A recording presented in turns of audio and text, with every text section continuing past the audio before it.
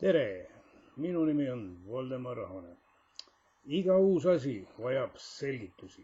Nii ka uue folkansambli Hõppehõim loomise peamiseks põhjuseks oli tuua lavale nii koosseisu kui repertuaari poolest teistest erinev kollektiiv.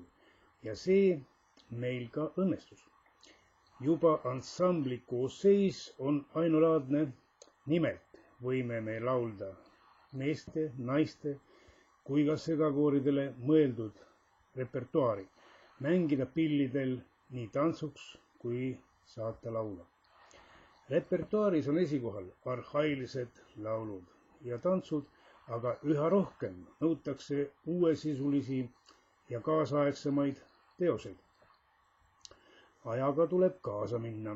Noorte osakaal, kui vaadata mõnda pilti näiteks viimaselt Hõppehõimu peolt, läheneb 50% ja seda peab kindlasti arvestama. Kui me näiteks jäärapäiselt laulaks mõnda vanaaegset lõikuslaulu, mis võib kesta ajaliselt tund või rohkem, võib juba ette ära öelda, et järgmisel korral võib külastajad üles lugeda 2 käe sõrmedel. Ja meil on plaanis salvestada arhailisi teoseid muuseumi jaoks. See nõuab suurt tööd ja pühendumist.